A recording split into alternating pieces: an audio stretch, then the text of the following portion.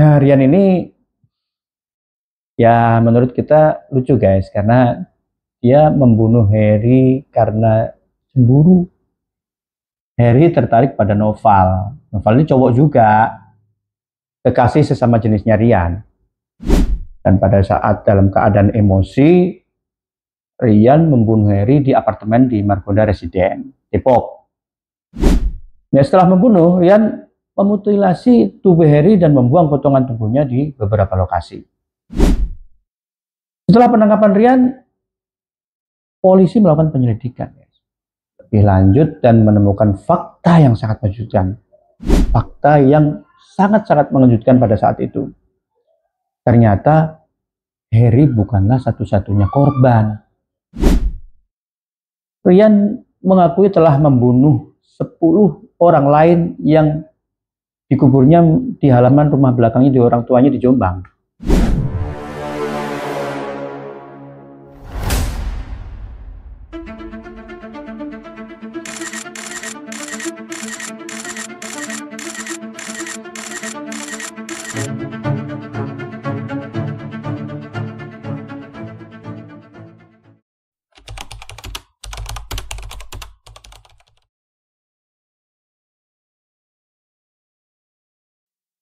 Halo, selamat datang di channel kami. Pada episode kali ini kita akan membahas salah satu dari kasus pembunuhan yang paling heboh dan paling menggemparkan Indonesia pada saat itu. Kasus pembunuhan berantai, yaitu kasus Rian Jombang. Siapkan diri Anda untuk menyelami kisah kelam di balik sosok yang tampak biasa ini.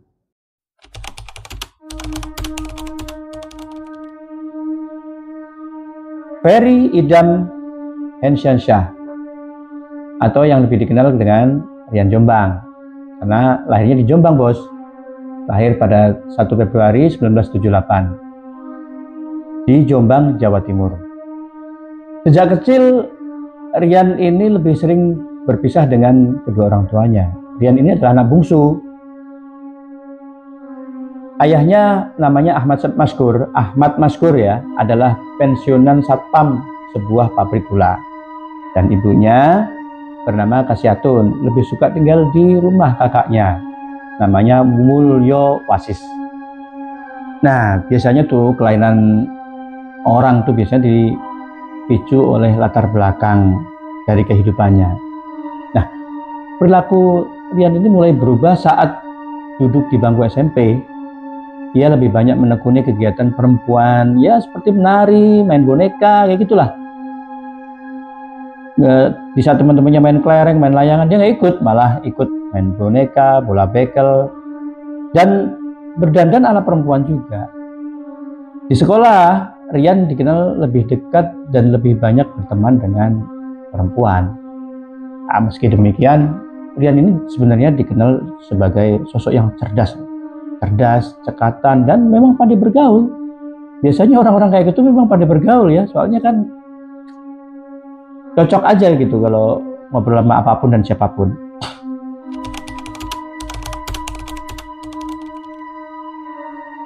Nah, kita kembali kepada kasus pembunuhan ini.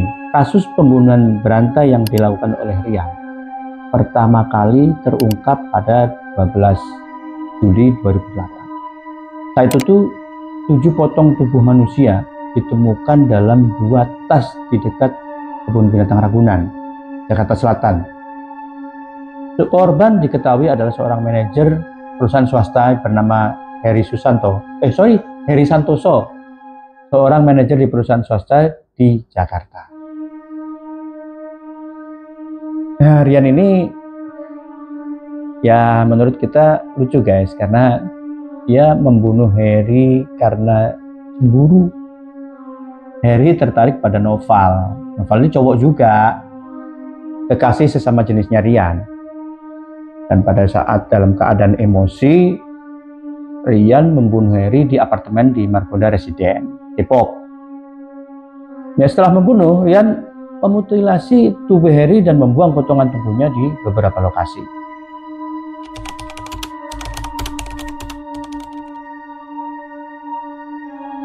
Setelah penangkapan Rian, polisi melakukan penyelidikan lebih lanjut dan menemukan fakta yang sangat mengejutkan. Fakta yang sangat-sangat mengejutkan pada saat itu. Ternyata Heri bukanlah satu-satunya korban. Rian mengakui telah membunuh 10 orang lain yang dikuburnya di halaman rumah belakangnya di orang tuanya di Jombang.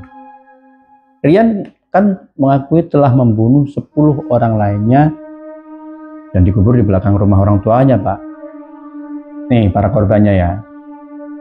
Namanya Grendi Vincentius Yudi Priyono, umurnya 30 tahun. Grendi Guru Setio Pramono Agustinus F. Setiawan 28 tahun, Nani Hidayati 31 tahun, Sylvia Ramadhani Putri, ini umur 3 tahun bos, anak dari Nani. Aril Somba Sitanggang 34 tahun, Muhammad Ahsoni 29 tahun, dan Zainal Abidin 21 tahun.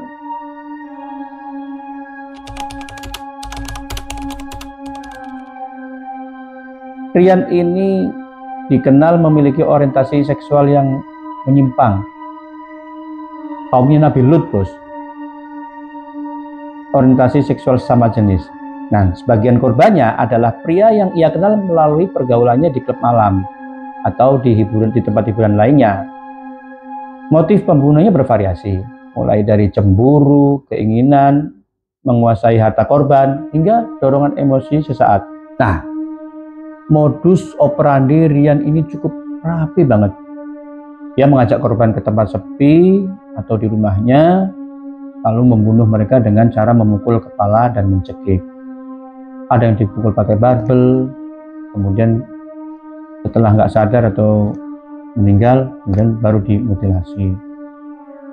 Setelah itu ia mengubur jasad korban di halaman belakang rumah orang tuanya, atau membuangnya di lokasi lain setelah dia mutilasi.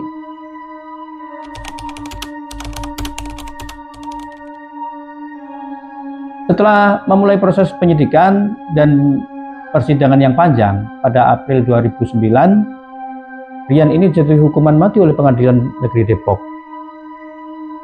Karena hakim menilai perbuatan Rian sangat keji dan tidak manusiawi.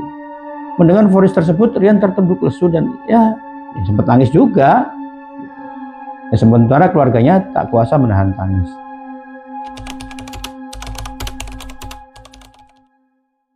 Sejak dijatuhi hukuman mati, Rian dijebloskan di lembaga pemasyarakatan lapas di penjara di Gunung Sindur, Jawa Barat.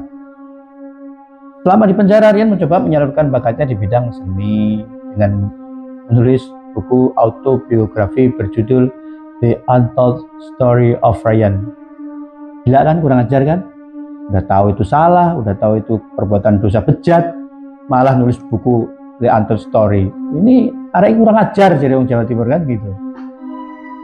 Dan malah merilis album lagu religi.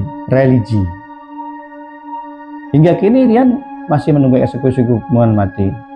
Penantian panjang ini menjadi refleksi bagi kita semua tentang kompleksitas sistem hukum dan sisi humanis dari seorang terpidana hukuman mati.